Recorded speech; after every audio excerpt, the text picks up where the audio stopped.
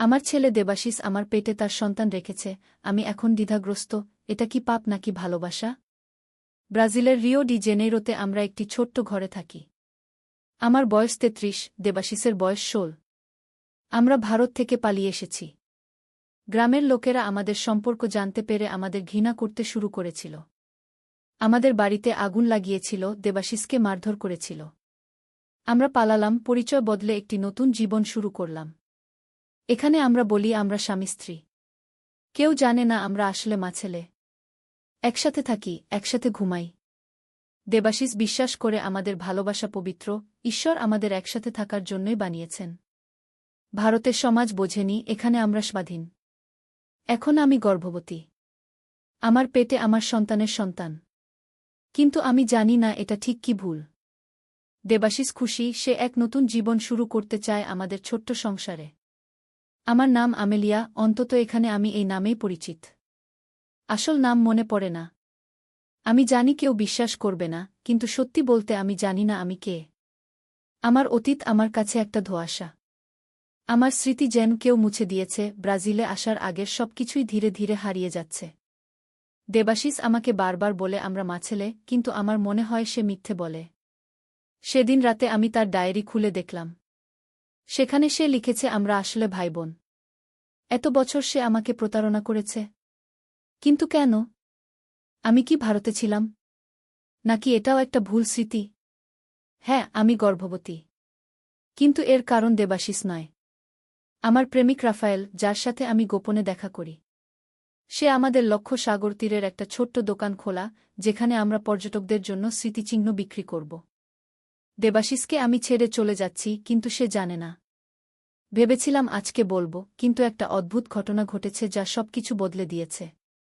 সকালে দেবাশিস কাজে যাওয়ার পর আমি সেই পুরনো বাক্সটা খুললাম, যেটা সে সব সময় লুকিয়ে রাখে। সেখানে একটা লকেট পেলাম এবং একটা পুরনো চিঠি, পাণ্ডুলিপির মতো, বাংলা ভাষায় লেখা। আমি বাংলা জানি না, কিন্তু অদ্ভুতভাবে অক্ষরগুলো আমার কাছে চেনা মনে হচ্ছিল। চিঠিটা মনে হয় আমার নামে লেখা, যদিও আমি নিশ্চিত নই। আরও খুঁজতে গিয়ে একটা ফোল্ডার পেলাম, গো আর্টিফ্যাক্ট রিসার্চ, বঙ্গোপসাগরের রহস্যকু লেখা। এর ভেতরে পাওয়া গেল একটা মানচিত্র, কিছু ছবি, পুরনো জাহাজের ধ্বংসাবশেষের, এবং একটা ডায়েরি। মানচিত্রে একটা জায়গা চিহ্নিত করা, কোনো একটা দ্বীপের কাছে সমুদ্রের মাঝে, সিগি দিয়ে মার্ক করা। জাহাজের নাম দেওয়া আছে শুভলক্ষ্মীগু। ডায়েরিতে লেখা অনেক গবেষণার কথা, একটা প্রাচীন মন্দিরের সন্ধান, যেটা নাকি সমুদ্রের নিচে ডুবে গেছে শতাব্দী আগে। এটা নাকি অসাধারণ সম্পদের খবর বহন করে। আমি দেবাশিসকে জিজ্ঞেস করতে চাই, কিন্তু ভয় পাচ্ছি। সে কখনো এসব আমাকে বলেনি। সে কি আসলে কে?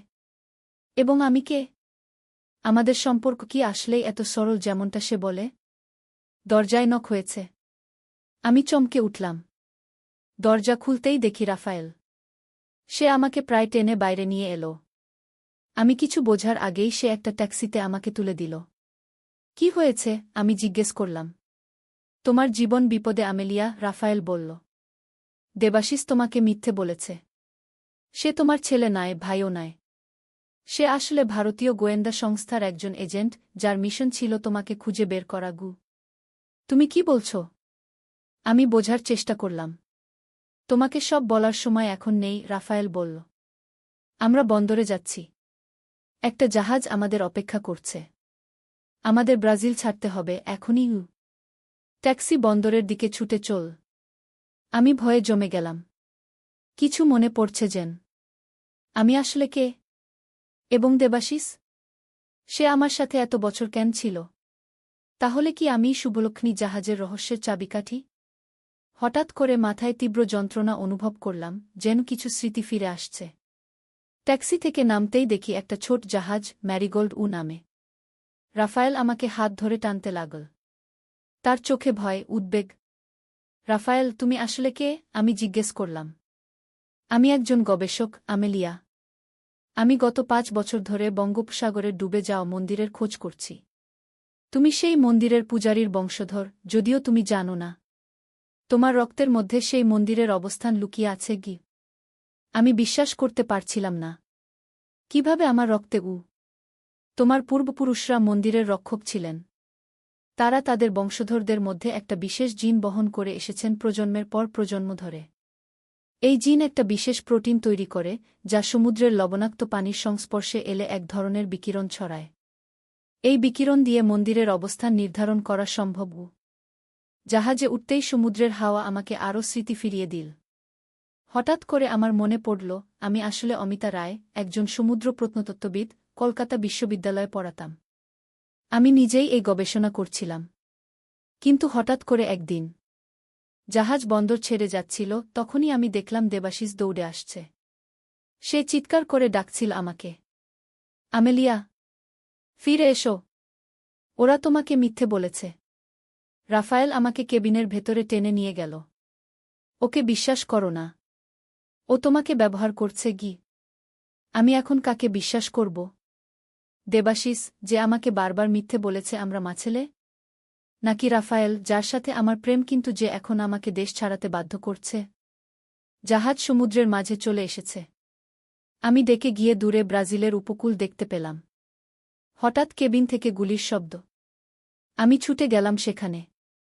দেখি রাফায়েল বন্দুক হাতে। ক্যাপ্টেন রক্তাক্ত হয়ে মেঝেতে পড়ে। তুমি এ কী করলে? আমি চিৎকার করে উঠলাম। দুঃখিত আমেলিয়া, এটা আমার পরিকল্পনার অংশ ছিল না, রাফায়েল বলল। ক্যাপ্টেন বেঁচে থাকলে আমাদের সবাইকে ফাঁসিতে ঝুলতে হতো। কিসের ফাঁসি? কি করেছ তুমি? তোমার স্মৃতি আরও ফিরছে, তাই না? রাফায়েল জিজ্ঞেস করল। তুমি কি মনে করতে পারছ বঙ্গোপসাগরের সেই দিনটি, যখন তুমি প্রথম মন্দিরের সন্ধান পেয়েছিলে? হ্যাঁ, আমি একটা টিম নিয়ে গিয়েছিলাম। আমি উত্তর দিলাম, স্মৃতিগুলো যেন ফিরে আসছিল। আমরা ডুবুরি হিসাবে সমুদ্রে নেমেছিলাম, সেখানে আমি গোঙানি করে উঠলাম। আমরা কিছু দেখেছিলাম, কিছু ভয়ঙ্কর। হ্যাঁ, তোমরা মন্দিরের ভেতরে প্রবেশ করেছিলে।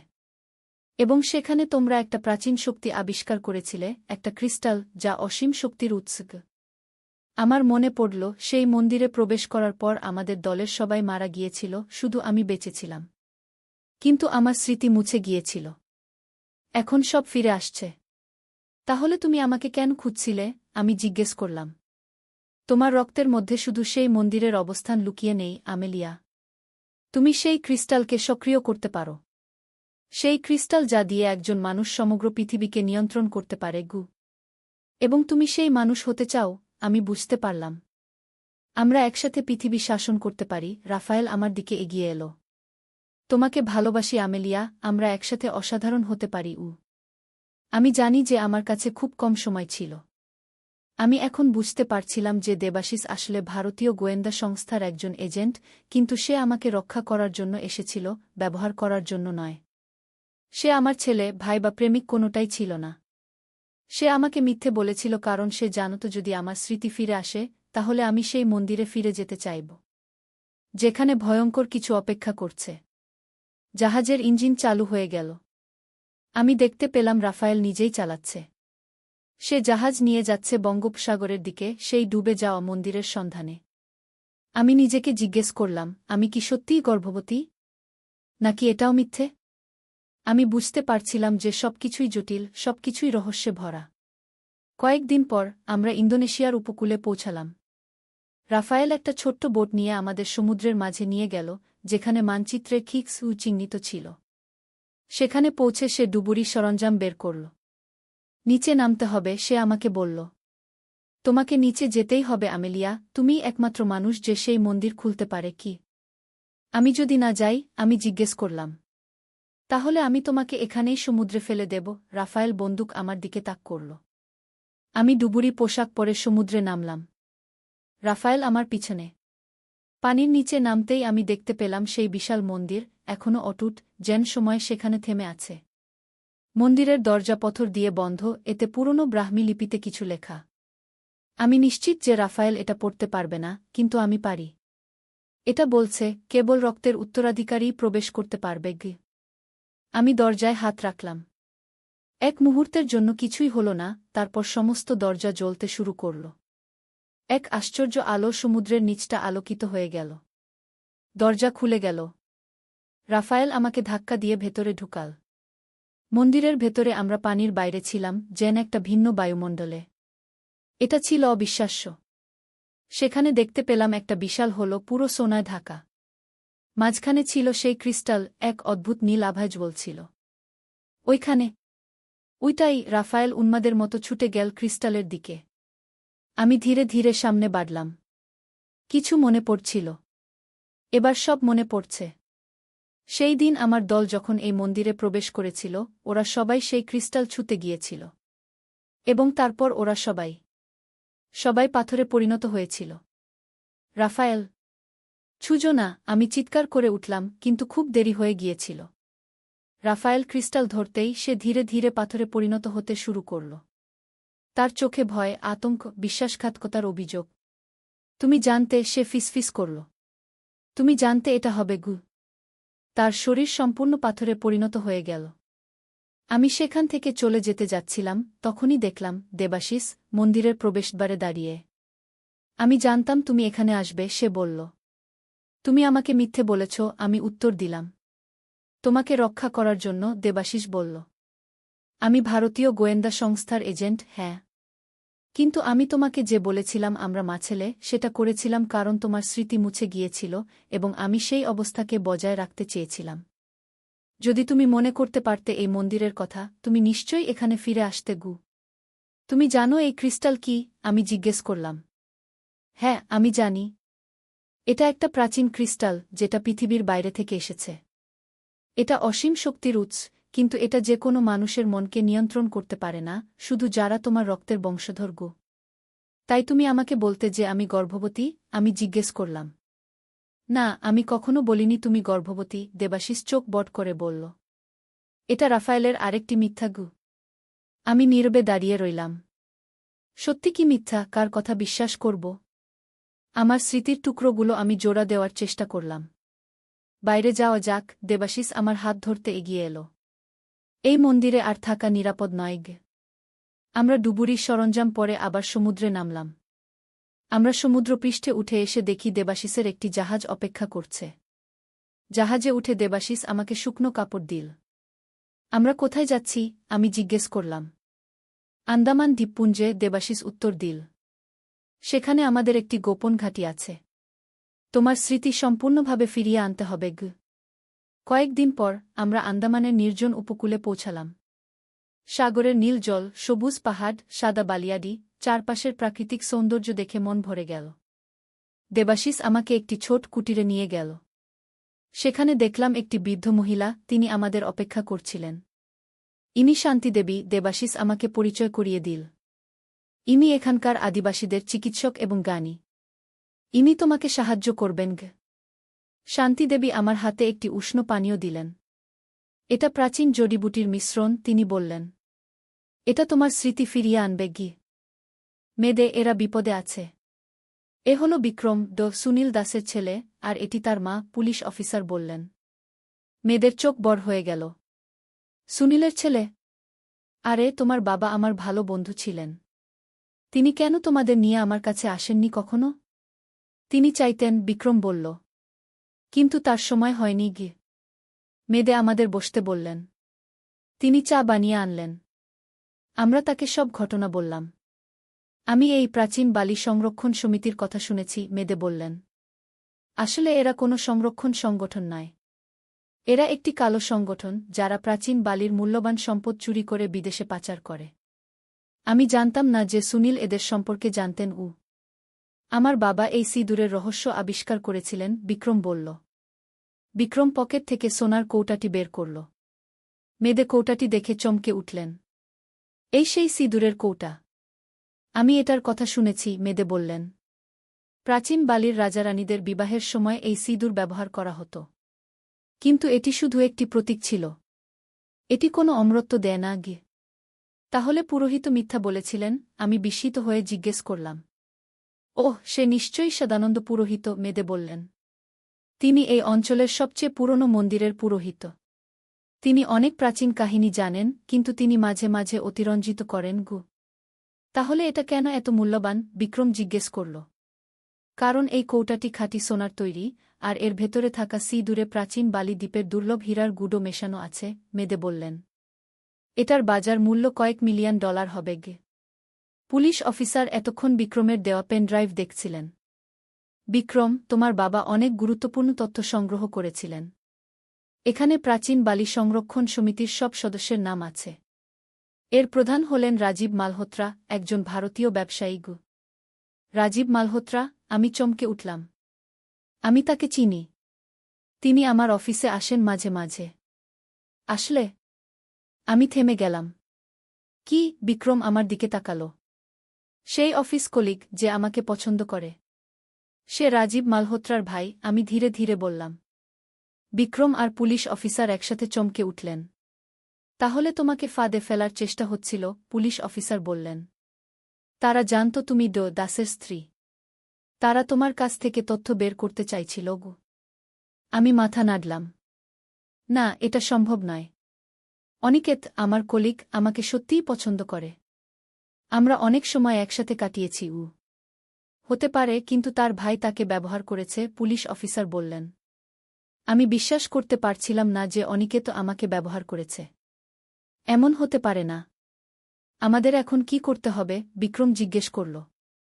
এইসব প্রমাণ নিয়ে আমি পুলিশ স্টেশনে যাব, পুলিশ অফিসার বললেন। আমি আগামীকাল সকালে বালির পুলিশ প্রধানের সাথে কথা বলব। আমরা প্রাচীন বালি সংরক্ষণ সমিতির বিরুদ্ধে অভিযান চালাব।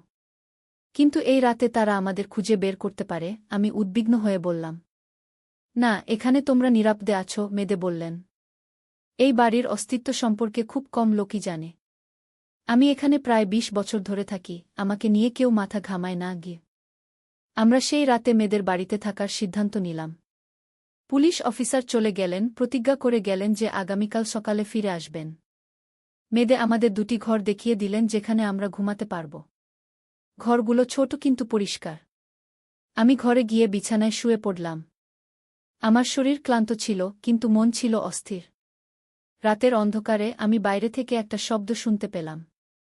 আমি উঠে জানালার কাছে গেলাম। বাইরে কেউ ছিল না, শুধু জোছনার আলো ধান ক্ষেত ঝলমল করছিল। হঠাৎ আমার মোবাইল ফোনে একটি কল এলো। আমি ফোনটি তুললাম। হ্যালো, আমি বললাম। শ্রেয়া। অপর প্রান্ত থেকে একটি পরিচিত কণ্ঠস্বর ভেসে এলো। অনিকেত, আমি বিস্মিত হয়ে বললাম। তুমি কিভাবে আমার নম্বর পেলে? আমি তো বালিতে একটি স্থানীয় সিম ব্যবহার করছি। শ্রেয়া, তুমি কোথায়?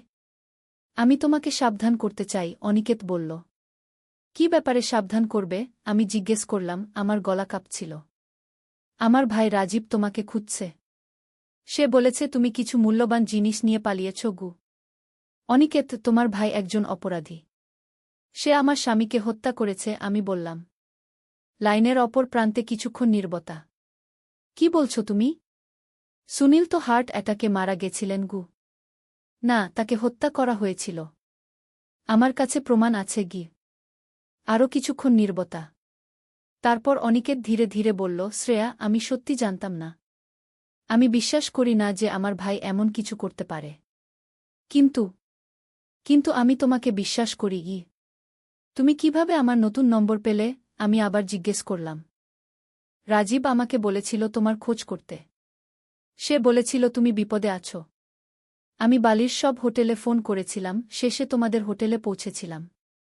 তারা বলেছিল তোমরা ১ মাসের জন্য রুম বুক করেছিলে, কিন্তু হঠাৎ করে চলে গেছ। আমি হোটেলের ম্যানেজারকে টাকা দিয়ে তোমার নতুন নম্বর জোগাড় করেছি। তারা বলেছিল তুমি চেক ইনের সময় এই নম্বরটি দিয়েছিলে। তুমি কোথায় এখন? আমি জিজ্ঞেস করলাম। আমি বালিতে, অনিকেত বলল। তোমাকে সাহায্য করার জন্য এসেছি। আমি কি করব ভেবে পাচ্ছিলাম না। অনিকেত কি সত্যি আমাকে সাহায্য করতে এসেছে, নাকি এটা ফাঁদ? অনিকেত, আমি এখন তোমাকে বিশ্বাস করতে পারছি না, আমি বললাম। আমি পরে কল করব। আমি ফোন রেখে দিলাম। আমার মাথায় চিন্তার ঝড় বইছিল। আমি বিক্রমের ঘরে গেলাম। সে ঘুমোচ্ছিল না, জানালার পাশে বসে বাইরের দিকে তাকিয়েছিল।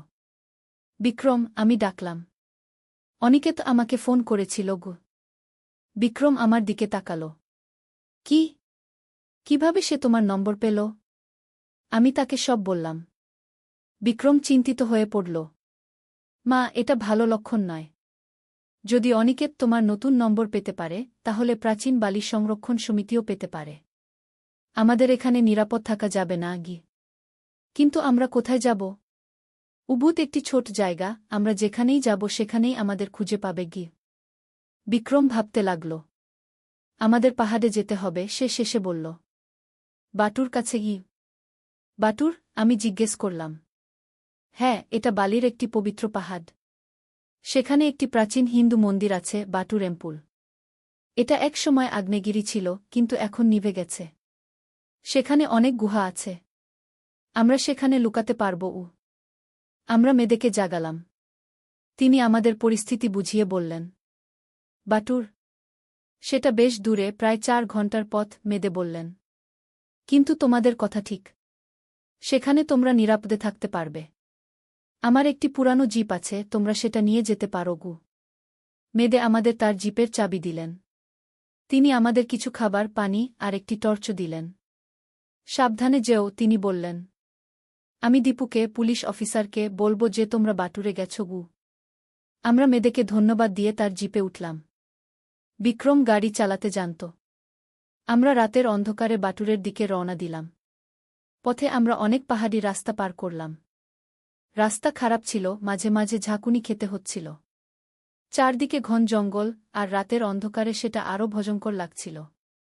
প্রায় 4 ঘন্টা যাত্রার পর আমরা বাটুর পাহাড়ের পাদদেশে পৌঁছে গেলাম। পাহাড়ের উপরে প্রাচীন টেম্পল মন্দির দেখা যাচ্ছিল। আমরা জিপ রেখে পাহাড়ে উঠতে শুরু করলাম। সূর্য উঠতে শুরু করেছিল। প্রভাতের আলো পাহাড়ের দৃশ্য অপূর্ব লাগছিল। আমরা মন্দিরের দিকে উঠতে লাগলাম। মন্দিরে পৌঁছে আমরা দেখলাম সেখানে কয়েকজন সাধু বাস করেন। তারা আমাদের দেখে আশ্চর্য হলেন। আপনারা এত সকালে? একজন বৃদ্ধ সাধু জিজ্ঞেস করলেন। বিক্রম তাদের বলল যে আমরা বিপদে আছি আর লুকোনোর জন্য একটি নিরাপদ জায়গা খুঁজছি। এখানে তোমরা নিরাপদে থাকবে, সাধু বললেন। এই মন্দিরে বহু লোক আশ্রয় নিয়েছে। এখানে একটি গুহা আছে, তোমরা সেখানে থাকতে পারো। সাধু আমাদের একটি গুহার দিকে নিয়ে গেলেন। গুহাটি মন্দিরের পিছনে অবস্থিত, একটি পাথরের দেয়ালের পেছনে লুকানো। গুহার ভেতরে কয়েকটি চটাই, একটি ছোট টেবিল আর কয়েকটি প্রদীপ ছিল। এখানে তোমরা থাকতে পারো, সাধু বললেন। আমি তোমাদের জন্য কিছু খাবার নিয়ে আসছি গু। সাধু চলে গেলেন। আমরা গুহায় বসে পড়লাম। এই মুহূর্তে সত্যিই ক্লান্ত লাগছিল। বিক্রম, তুমি কি সত্যি মনে করো আমরা এখানে নিরাপদে থাকব? আমি জিজ্ঞেস করলাম। হ্যাঁ, মা। এখানে আমাদের খুঁজে বের করা কঠিন হবে। আর পুলিশ অফিসার শীঘ্রই প্রাচীন বালি সংরক্ষণ সমিতির বিরুদ্ধে অভিযান চালাবেন। আমাদের শুধু কিছুদিন অপেক্ষা করতে হবে গি। আমি মাথা নাড়লাম। আমার মনে এখনও অনিকেতের কথা ঘুরপাক খাচ্ছিল। সে কি সত্যি আমাকে সাহায্য করতে এসেছে, নাকি এটা ফাঁদ? কিছুক্ষণ পর সাধু ফিরে এলেন। তিনি আমাদের জন্য কিছু ফল, রুটি আর পানি নিয়ে এসেছিলেন। আমরা খাবার খেয়ে শুয়ে পড়লাম। বিক্রম তখনই ঘুমিয়ে পড়ল, কিন্তু আমি জেগেছিলাম। আমি গুহার মুখের কাছে গিয়ে বাইরের দিকে তাকালাম। বাটুর পাহাড় থেকে বালির সুন্দর দৃশ্য দেখা যাচ্ছিল, ধান ক্ষেত, ছোট ছোট গ্রাম আর দূরে সাগর। আমার ফোন বাজল। আবার অনিকেত। হ্যালো, আমি ফোন ধরলাম। শ্রেয়া, আমি রাজীবের সাথে কথা বলেছি, অনিকেত বলল। সে স্বীকার করেছে যে সে প্রাচীন বালি সংরক্ষণ সমিতির সাথে জড়িত, কিন্তু সে বলেছে সে সুনীলকে হত্যা করেনি গি। তবে কে করেছে? আমি জিজ্ঞেস করলাম। রাজীব বলেছে সমিতির এক সদস্য, রামপ্রসাদ, সুনীলকে হত্যা করেছে। এটা সমিতির সিদ্ধান্ত ছিল না, রাম নিজে থেকে এটা করেছে গি। নদীর ধারে এক গ্রাম। প্রথম অধ্যায়, শুরুর কথা। পদ্মা নদীর ধারে ছোট্ট একটা গ্রাম, নামটা হল কুসুমপুর। এই গ্রামে বাস করত একটা ছেলে, তার নাম রাকিব। রাকিবের বয়স মাত্র 22 বছর। লেখাপড়ায় ভালো ছিল সে, কিন্তু টাকার অভাবে ঢাকা বিশ্ববিদ্যালয়ে ভর্তি পরীক্ষা দিতে পারেনি। এখন গ্রামের স্কুলে পড়ায়। মাসে বেতন পায় 10,000 টাকা। রাকিবের বাবা মারা গেছেন 3 বছর আগে। মা আছেন, ছোট্ট একটা বোন আছে, নাম মিথিলা। মিথিলার বয়স 15, এইচএসসি পরীক্ষা দেবে আগামী বছর। রাকিবের স্বপ্ন ছিল মিথিলাকে ডাক্তার বানাবে। কিন্তু স্বপ্ন আর বাস্তবের মধ্যে অনেক দূরত্ব। শীতের সকাল। কুয়াশায় ঢাকা গ্রাম। রাকিব স্কুলে যাওয়ার জন্য তৈরি হচ্ছে। মা খাবার দিয়েছে একটা টিফিন বক্সে, ভাত আর ডিম ভাজি। রাকিব সাইকেল নিয়ে বেরিয়ে পড়ল। স্কুল 5 কিলোমিটার দূরে। পথে যেতে যেতে রাকিব ভাবছিল তার জীবনের কথা। এই গ্রামে আর কতদিন থাকবে? ঢাকায় গিয়ে কিছু করা যায় কি না?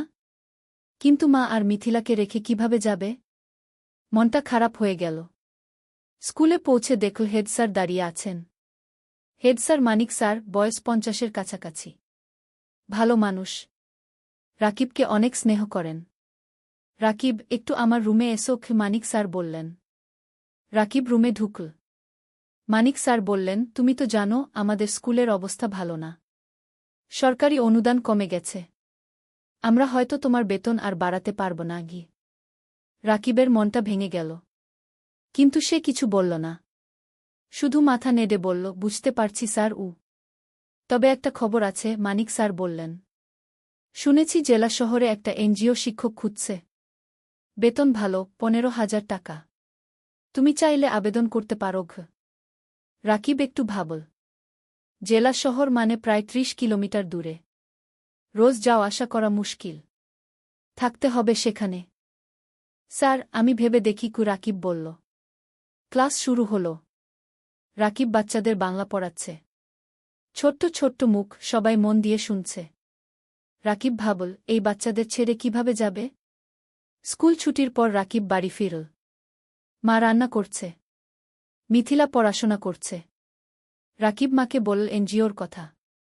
মা চুপ করে রইল কিছুক্ষণ। তারপর বলল, ভাই, তুমি যা ভালো মনে করো তাই করো। আমরা সামলে নেব। কিন্তু রাকিব দেখল মায়ের চোখে পানি। দ্বিতীয় অধ্যায়, নতুন সিদ্ধান্ত। সেই রাতে রাকিব ঘুমাতে পারল না। বারবার একই চিন্তা মাথায় আসছে। কি করবে? এখানে থাকবে নাকি নতুন জায়গায় যাবে? পরদিন শুক্রবার। ছুটির দিন। রাকিব সকালে উঠে নদীর ধারে গেল। পদ্মা নদী। শীতকালে পানি কমে যায়, বালুর চর জেগে ওঠে। রাকিব একটা চরের উপর বসল। দূরে মাছ ধরা নৌকা দেখা যাচ্ছে। রাকিব ছোটবেলার কথা ভাবল। বাবা জীবিত ছিলেন তখন। বাবাও মাছ ধরতেন। একদিন নৌকা উল্টে গিয়ে বাবা ডুবে মারা যান। সেদিন থেকে রাকিবের জীবন বদলে গেল। লেখাপড়া ছেড়ে দিতে হল। মাকে সাহায্য করতে হল। হঠাৎ কেউ পেছন থেকে ডাকল, রাকিব ভাই। রাকিব ফিরে তাকাল। দেখল তার বন্ধু সাজিদ দাঁড়িয়ে আছে। সাজিদ ঢাকায় থাকে, প্রাইভেট কোম্পানিতে চাকরি করে। গ্রামে এসেছে ঈদের ছুটিতে। সাজিদ, কবে এলি? রাকিব খুশি হল। গতকাল এলাম।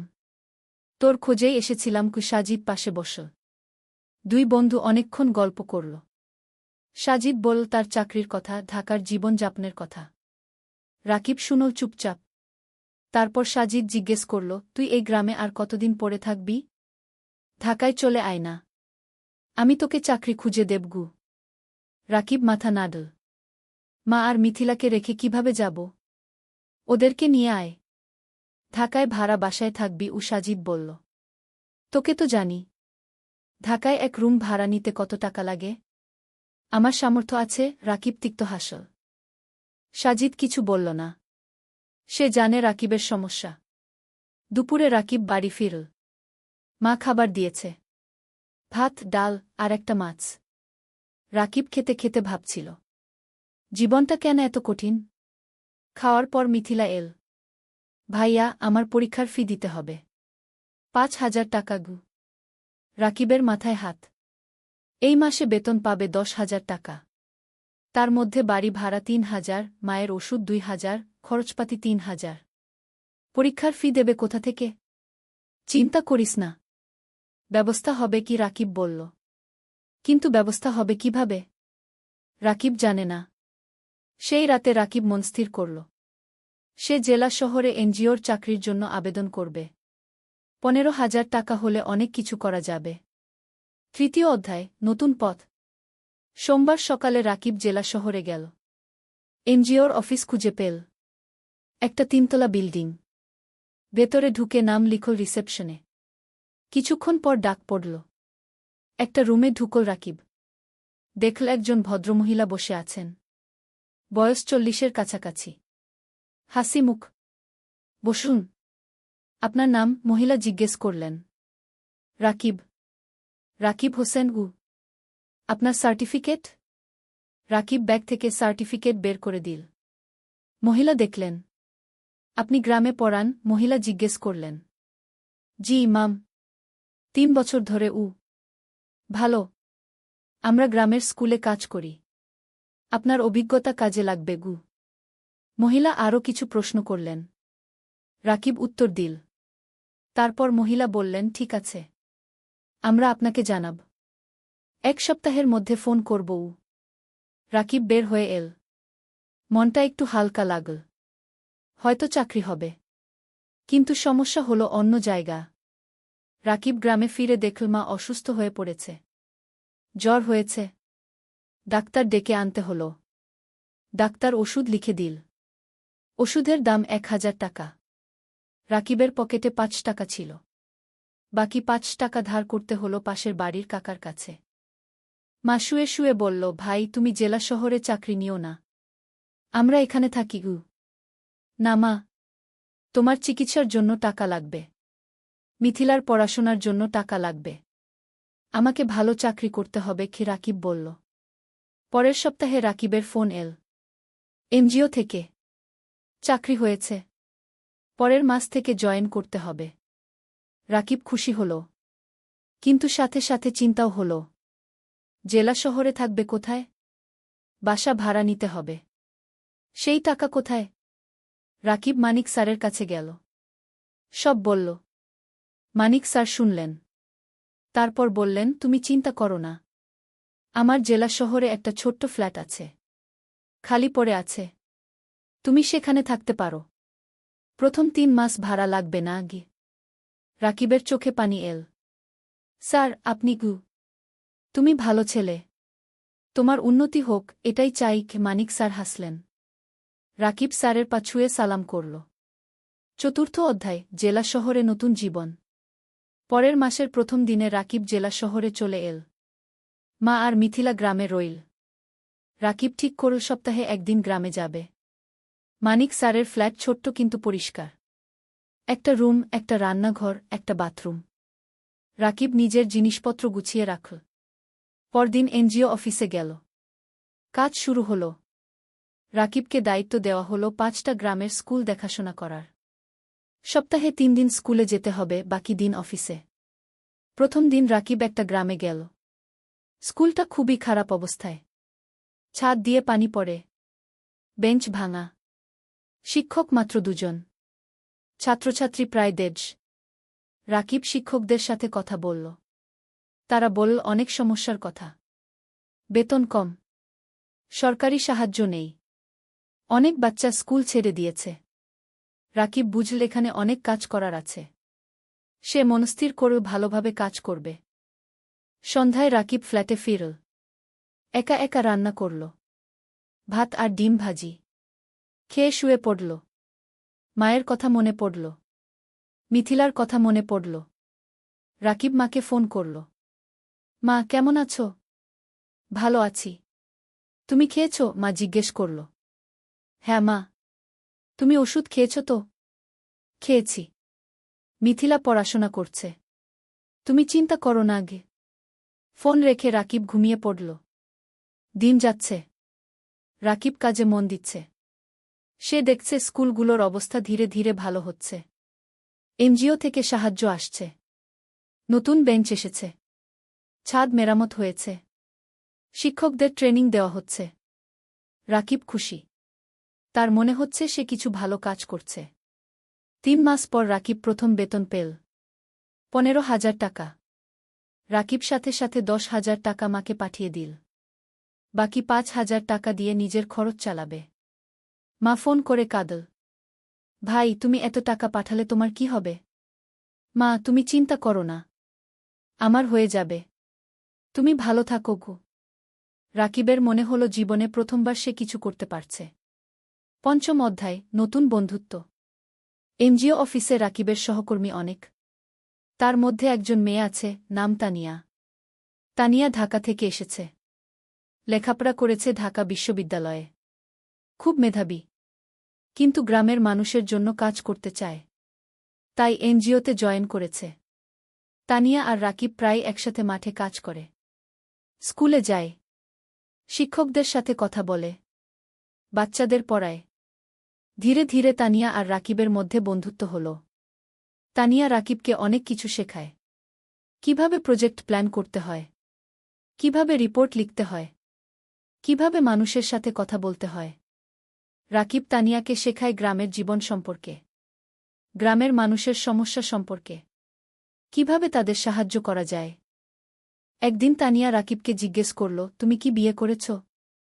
রাকিব হেসে বলল, না, বিয়ের কথা ভাবার সময় নেই, এখন পরিবারের দায়িত্ব আছে গু। তোমার পরিবার কেমন? তানিয়া জিজ্ঞেস করল। রাকিব তার মা আর মিথিলার কথা বলল, বাবার মৃত্যুর কথা বলল, কিভাবে সে সংসার চালাচ্ছে সেই কথা বলল। তানিয়া শুনল চুপচাপ। তারপর বলল, তুমি খুব সাহসী উ। রাকিব কিছু বলল না, শুধু হাসল। সময় যাচ্ছে, রাকিবের কাজ ভালো হচ্ছে, এনজিও থেকে তাকে প্রশংসা করা হচ্ছে, বেতনও বাড়ল, এখন 17,000 টাকা পায়। রাকিব সপ্তাহে একদিন গ্রামে যায়, মাকে দেখে আসে, মিথিলার পড়াশোনা দেখে দেয়। মিথিলা এখন কলেজে পড়ছে, সে ডাক্তার হতে চায়। একদিন মা রাকিবকে বলল, ভাই, তোর বিয়ের কথা ভাবা উচিত কে? রাকিব হাসল। মা, এখনো সময় আছে, আগে মিথিলাকে প্রতিষ্ঠিত করি কি। কিন্তু তোর বয়স হয়ে যাচ্ছে। আমি চিন্তায় থাকি কি, মা বলল। তুমি চিন্তা করো না মা, সব ঠিক হবে উ। ষষ্ঠ অধ্যায়, প্রেম আর স্বপ্ন। 1 বছর পার হয়ে গেল। রাকিব এখন এনজিওতে প্রজেক্ট কোঅর্ডিনেটর, বেতন 20,000 টাকা। সে এখন একটা ভাড়া বাসায় থাকে, মাসে ভাড়া 5,000 টাকা। তবু মাকে প্রতি মাসে 12,000 টাকা পাঠায়। মিথিলা খুব ভালো ফলাফল করেছে, সে মেডিকেল কলেজে ভর্তি হতে চায়। কিন্তু ভর্তি পরীক্ষার জন্য কোচিং করতে হবে, কোচিং ফি অনেক।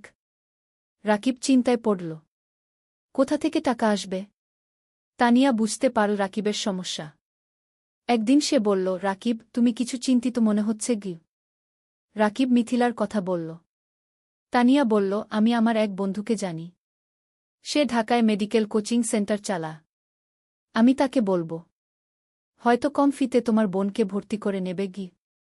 রাকিব অবাক হল, তুমি এত সাহায্য করছো কেন? তানিয়া চুপ করে রইল কিছুক্ষণ, তারপর বলল, কারণ তুমি ভালো মানুষ গ। রাকিব কিছু বলল না, কিন্তু মনের ভেতর একটা অনুভূতি হল। পরের সপ্তাহে তানিয়া তার বন্ধুর সাথে রাকিবের কথা হল। বন্ধু রাজি হল মিথিলাকে অর্ধেক ফিতে ভর্তি করতে। রাকিব খুশিতে আত্মহারা। সে তানিয়াকে ধন্যবাদ দিল বারবার। তানিয়া হেসে বলল, ধন্যবাদ না, একটা ট্রিট দাও উ।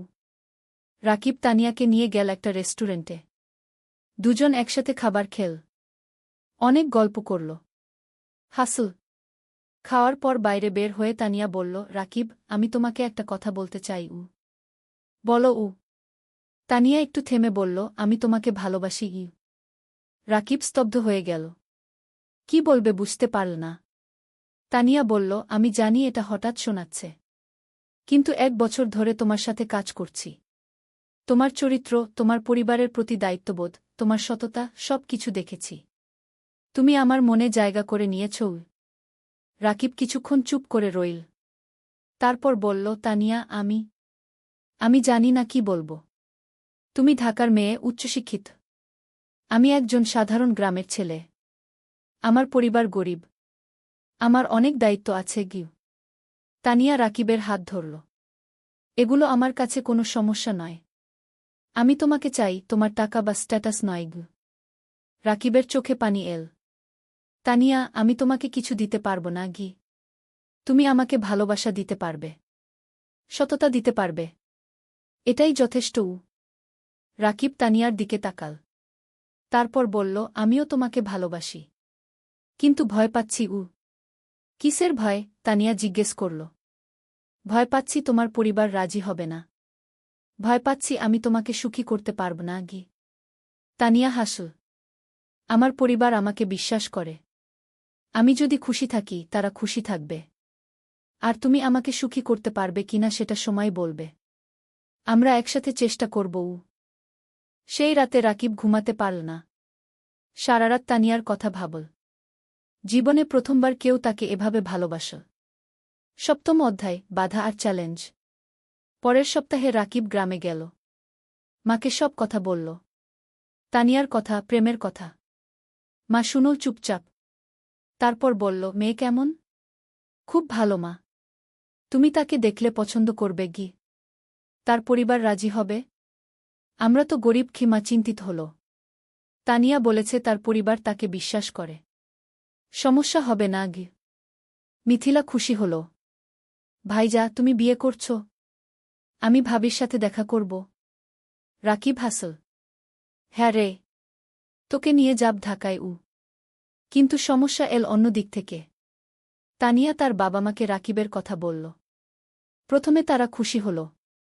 কিন্তু যখন জানো রাকিব একজন এনজিও কর্মী, বেতন মাত্র 20,000 টাকা, তখন তারা আপত্তি করল। তানিয়ার বাবা বললেন, তানিয়া, তুমি ঢাকা বিশ্ববিদ্যালয় থেকে পাস করেছ। তুমি একজন ভালো চাকরিজীবী ছেলে পাবে। এই ছেলে তোমাকে কি দেবে? তানিয়া বলল, বাবা, আমি টাকার জন্য বিয়ে করছি না। আমি রাকিবকে ভালোবাসি।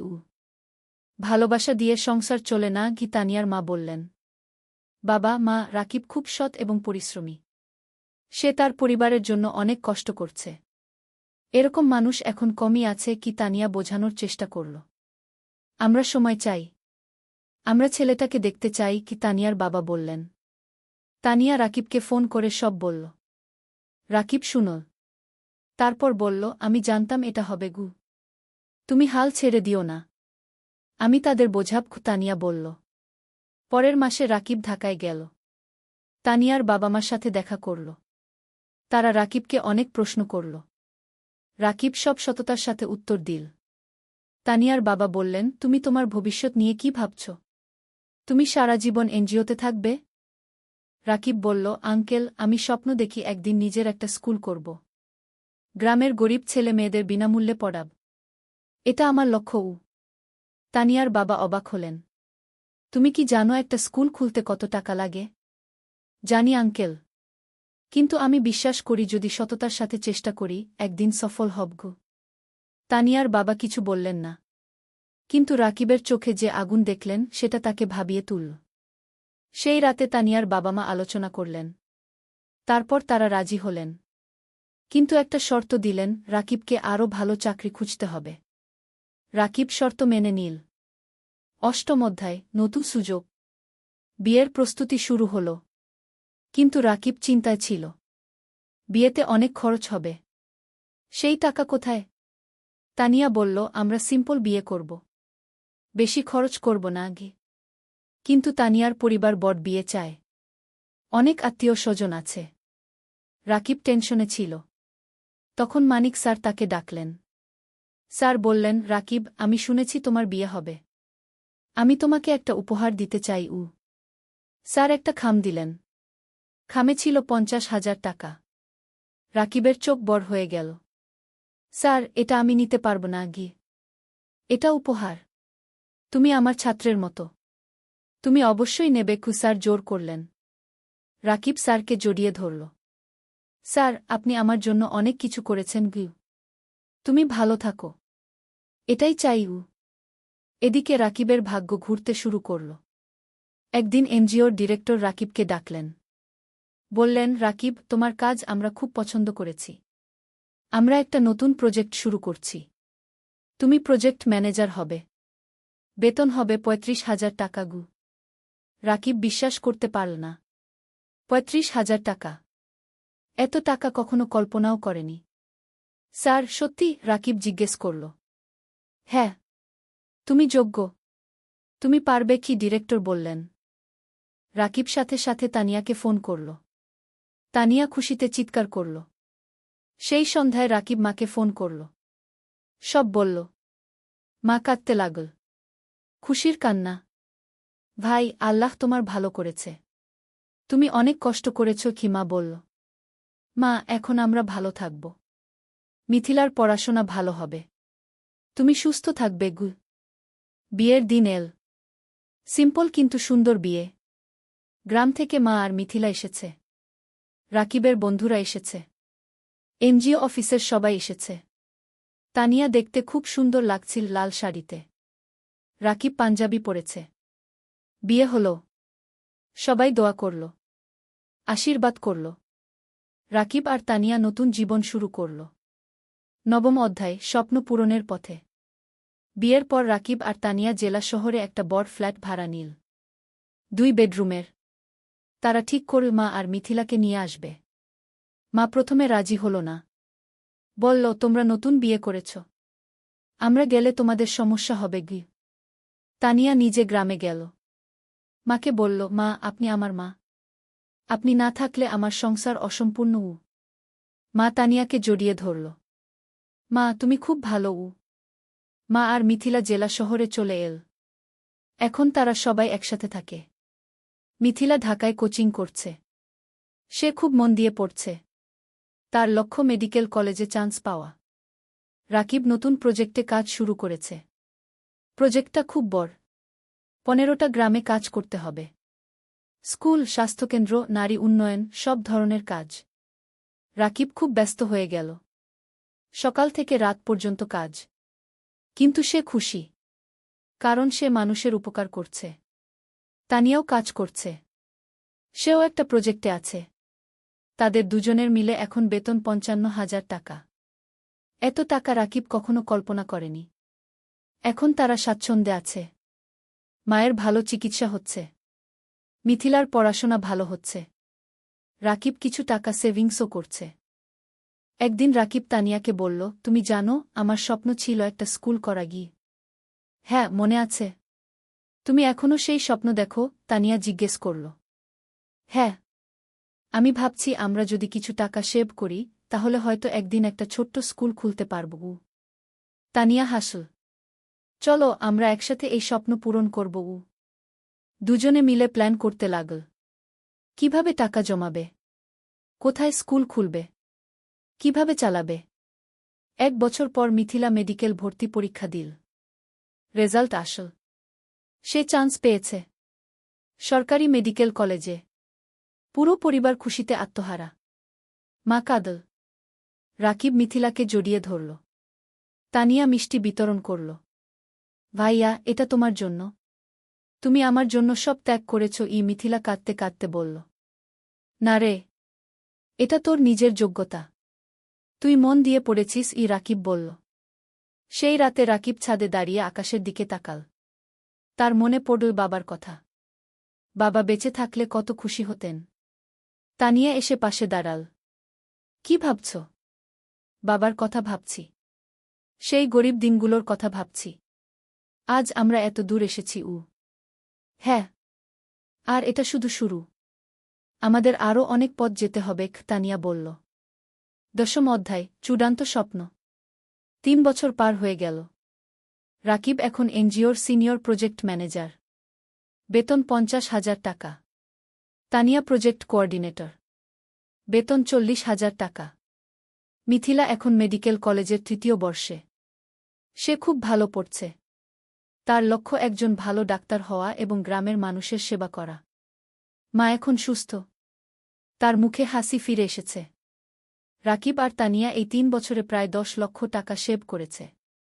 এখন তারা ঠিক করেছে স্বপ্নের স্কুল খুলবে। রাকিব গ্রামে গিয়ে একটা জমি কিনল, 2 বিঘা জমি। সেখানে স্কুল করবে। তারা ব্যাংক থেকে লোন নিল, আরও 5 লক্ষ টাকা। মোট 15 লক্ষ টাকা দিয়ে স্কুল তৈরি করা শুরু হল। মানিক স্যার অনেক সাহায্য করলেন। তিনি স্কুলের ডিজাইন করে দিলেন, শিক্ষক খুঁজে দিলেন। 6 মাস পর স্কুল তৈরি হল। নাম দেওয়া হল আলোর পাঠশালা। স্লোগান, শিক্ষাই আলো, শিক্ষাই মুক্তি। স্কুলে গরিব পরিবারের বাচ্চারা বিনামূল্যে পড়বে, ধনী পরিবারের বাচ্চারা কম ফিতে পড়বে। এই ফি দিয়ে স্কুল চলবে। স্কুল খোলার দিন গ্রামের সব মানুষ এল। জেলা প্রশাসক এলেন উদ্বোধন করতে। মানিক স্যার, এনজিওর ডিরেক্টর, সবাই এলেন। রাকিব মাইকে দাঁড়িয়ে বলল, আমি একসময় খুব গরিব ছিলাম। লেখাপড়া করতে পারিনি ঠিকমতো। কিন্তু আমি হাল ছাড়িনি। আজ আমি এই স্কুল করলাম যাতে গ্রামের কোনো বাচ্চাকে টাকার অভাবে লেখাপড়া ছাড়তে না হয়। সবাই হাততালি দিল। তানিয়া বলল, এই স্কুল শুধু আমার স্বামীর স্বপ্ন নয়, আমার স্বপ্ন। আমরা চাই এই গ্রামের প্রতিটা বাচ্চা শিক্ষিত হোক। আবার হাততালি। স্কুল চালু হল।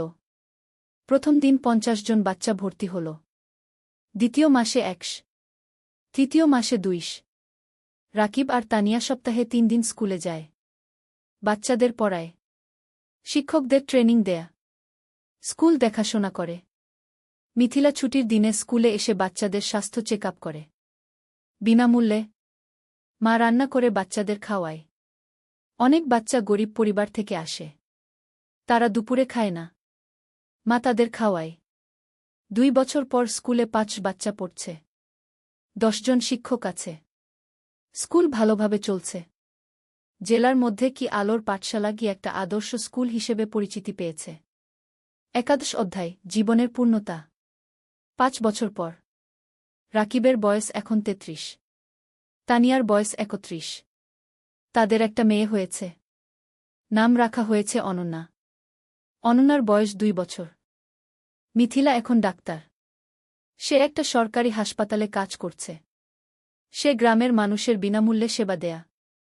মা সুস্থ এবং খুশি, তার নাতনি অনন্যাকে নিয়ে সময় কাটায়। আলোর পাঠশালা কি এখন জেলার সেরা স্কুলগুলোর একটা। এখানে 1000 বাচ্চা পড়ছে, 20 জন শিক্ষক আছে। স্কুলের রেজাল্ট খুব ভালো। রাকিব আর তানিয়া এখন আর এনজিওতে কাজ করে না, তারা পুরোপুরি স্কুলেই সময় দেয়া। তারা আরও 2টো স্কুল খোলার পরিকল্পনা করছে। একদিন রাকিব স্কুলের ছাদে দাঁড়িয়ে আছে। তানিয়া এসে পাশে দাঁড়াল, হাতে চায়ের কাপ। কি ভাবছ? তানিয়া জিজ্ঞেস করল। ভাবছি আমাদের যাত্রার কথা। 8 বছর আগে আমি একজন গরিব স্কুল শিক্ষক ছিলাম।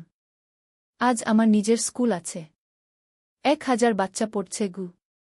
হ্যাঁ, আমরা অনেক দূর এসেছি, কিন্তু আরও অনেক পথ বাকি, তানিয়া বলল। জানো, কখনো কখনো মনে হয় স্বপ্ন দেখা ভালো। স্বপ্ন মানুষকে বাঁচিয়ে রাখে। আমি স্বপ্ন দেখেছিলাম বলে আজ এখানে এসেছি। তানিয়া রাকিবের হাত ধরল। আর আমি তোমাকে বিশ্বাস করেছিলাম বলে তোমার স্বপ্ন আমার স্বপ্ন হয়ে গেল। দুজন চুপচাপ দাঁড়িয়ে রইল। নিচে বাচ্চারা খেলছে, তাদের হাসির শব্দ শোনা যাচ্ছে। রাকিব বলল, জানো তানিয়া, আমার এখন মনে হয় জীবনের সবচেয়ে বড় সফলতা হলো মানুষের মুখে হাসি ফোটানো। টাকা, প্রতিষ্ঠা সব তুচ্ছ যখন দেখি একটা গরিব বাচ্চা আমাদের স্কুলে পড়ে ভালো রেজাল্ট করছে। তানিয়া মাথা নাড়ল। একদম ঠিক। তুমি জানো, গত সপ্তাহে সেই রহিম নামের ছেলেটা এসেছিল, যে 3 বছর আগে আমাদের স্কুলে ভর্তি হয়েছিল? হ্যাঁ, মনে আছে। তার বাবা রিকশা চালায়। সে ক্লাসে ফার্স্ট হয়েছে। তার বাবা এসে আমার পা ছুঁয়ে কাঁদছিল, বলছিল আপনারা না থাকলে আমার ছেলে লেখাপড়া শিখতে পারত না। রাকিবের চোখ ভিজে গেল। এই মুহূর্তগুলোর জন্যই আমরা কাজ করি। হঠাৎ অনন্যা দৌড়ে এল। বাবা, বাবা, দেখো আমি কি এঁকেছি।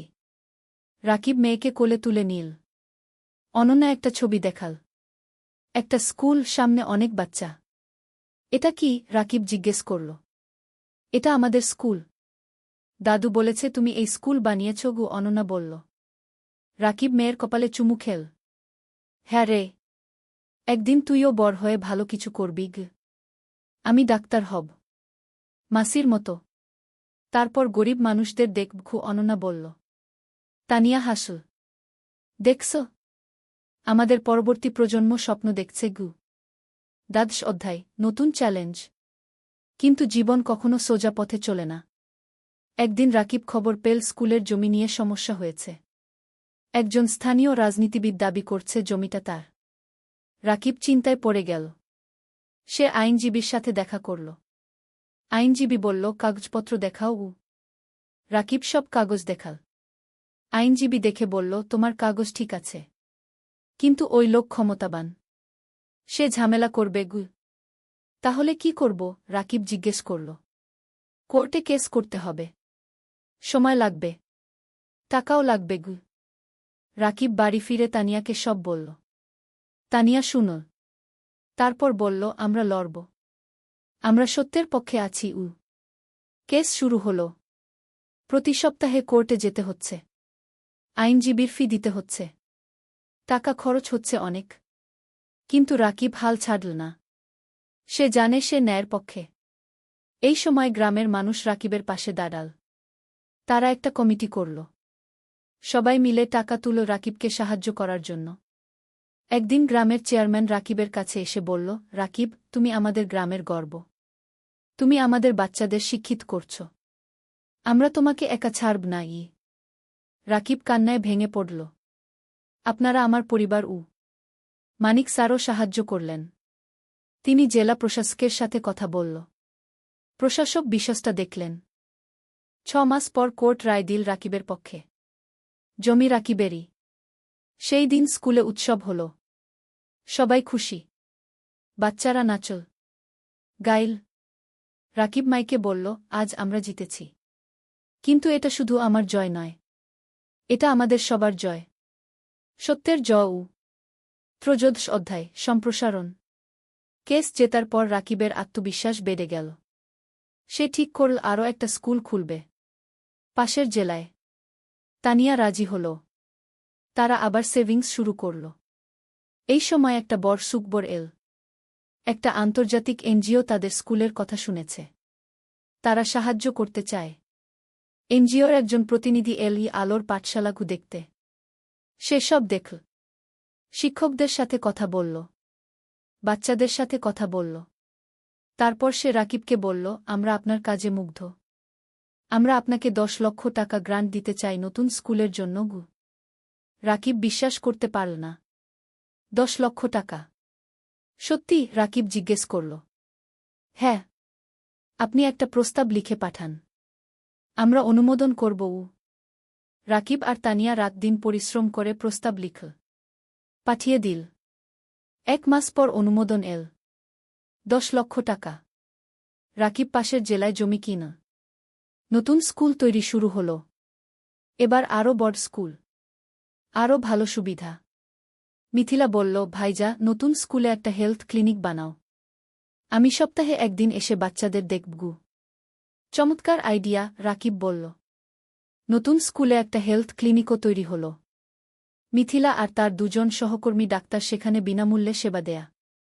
নতুন স্কুলের নাম দেওয়া হল আলোর পাঠশালা, দুগ। এখানেও গরিব বাচ্চারা বিনামূল্যে পড়ে। 1 বছরে দ্বিতীয় স্কুলেও 5 বাচ্চা ভর্তি হল। রাকিবের স্বপ্ন আরও বড় হল।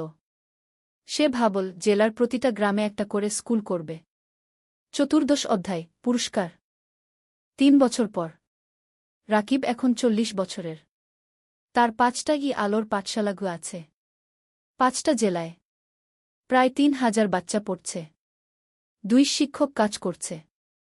একদিন রাকিব একটা ফোন পেল, ঢাকা থেকে, শিক্ষা মন্ত্রণালয় থেকে। আপনি রাকিব হোসেন? ফোনে একজন জিজ্ঞেস করল। জিউ।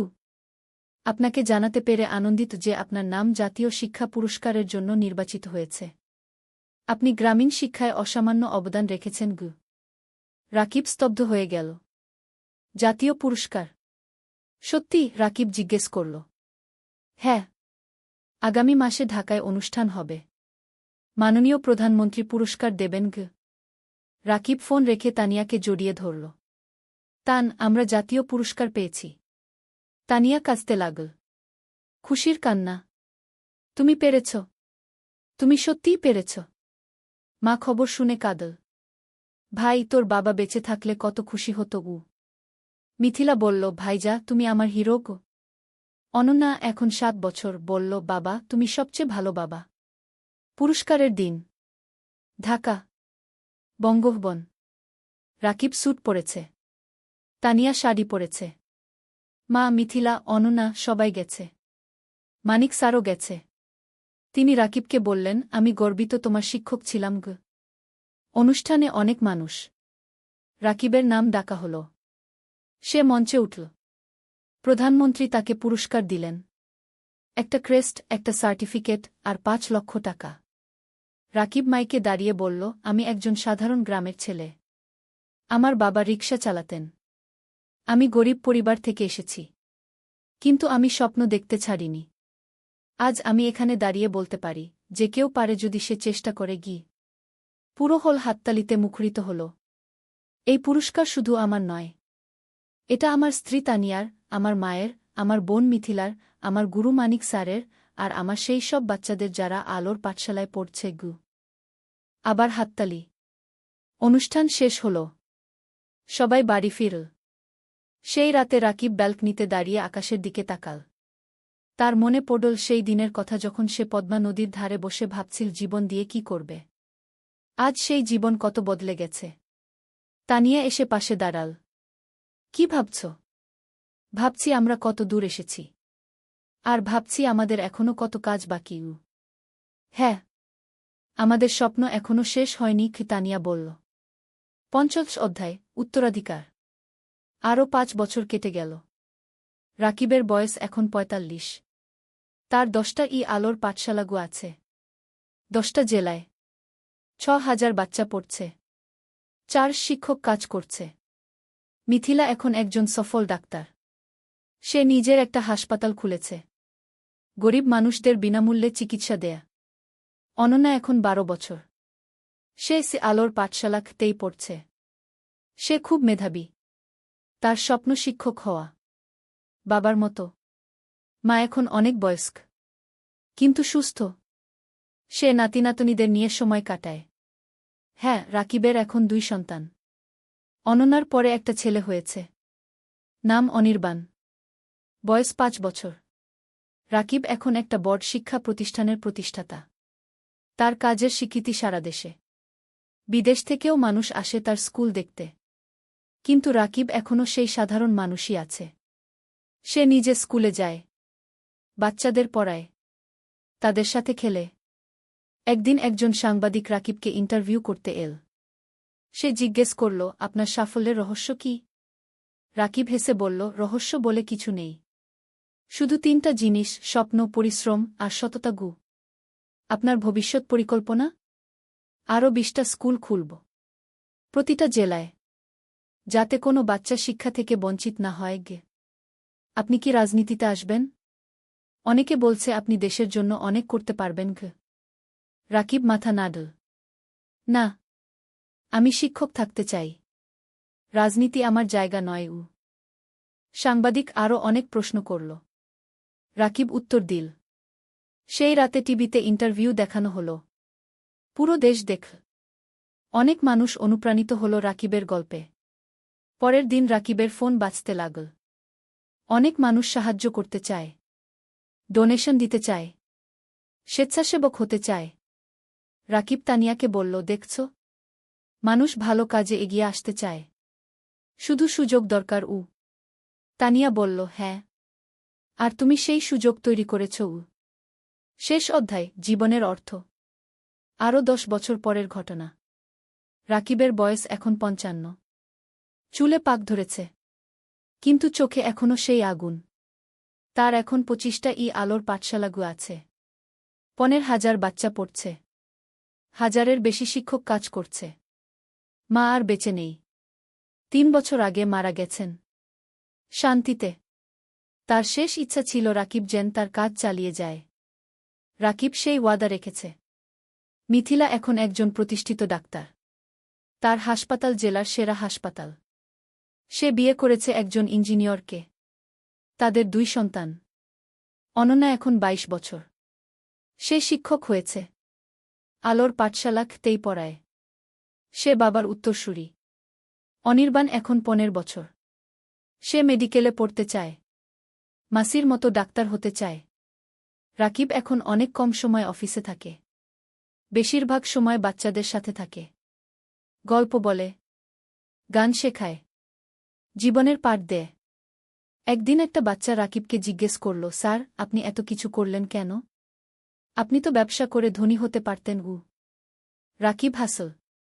বাবা, টাকা দিয়ে সব কিছু কেনা যায় না। আমি যখন দেখি তুমি ভালো রেজাল্ট করেছ, তখন যে আনন্দ পাই সেটা কোনো টাকায় কেনা যায় না। তাহলে জীবনের অর্থ কি স্যার? বাচ্চাটা জিজ্ঞেস করল। রাকিব একটু ভাবল। তারপর বলল, জীবনের অর্থ হল অন্যের জীবনে আলো জ্বালানো। যদি তুমি একজন মানুষকেও সাহায্য করতে পারো, তাহলে তোমার জীবন সার্থক। বাচ্চাটা মাথা নাড়ল। আমিও আপনার মতো হতে চাই স্যার। রাকিব বাচ্চাটার মাথায় হাত বুলিয়ে দিল। তুমি আমার চেয়ে আরও ভালো হবে। সেই সন্ধ্যায় রাকিব আর তানিয়া তাদের বাড়ির ছাদে বসে আছে। সূর্য অস্ত যাচ্ছে। আকাশ লাল কুমলা রঙে রাঙানো। তানিয়া বলল, তুমি জানো, যখন প্রথম তোমাকে দেখেছিলাম তখন জানতাম না তুমি এতদূর যাবে গু। রাকিব হাসল। আমিও জানতাম না। কিন্তু তোমাকে পেয়েছিলাম বলে সম্ভব হয়েছে গি। না, তুমি পেরেছ তোমার ইচ্ছাশক্তি আর কঠোর পরিশ্রমের কারণে। আমি শুধু সাথে ছিলাম গু। তুমি শুধু সাথে ছিলে না, তুমি আমার শক্তি ছিলে, আমার অনুপ্রেরণা ছিলে গু। দুজন চুপচাপ বসে রইল। নিচে কি আলোর পাঠশালা গু দেখা যাচ্ছে। বাচ্চারা খেলছে। রাকিব বলল, জানো তানিয়া, আমি এখন শান্তিতে আছি। আমার মনে হয় আমি আমার জীবন দিয়ে কিছু অর্থবহ করতে পেরেছি গু। তুমি পেরেছ। তুমি হাজারো জীবন বদলে দিয়েছ গি, তানিয়া বলল। হঠাৎ অনন্যা এল। বাবা, মা, খাবার তৈরি উ। রাকিব উঠে দাঁড়াল। চলো উ। তিনজন একসাথে নিচে নামল।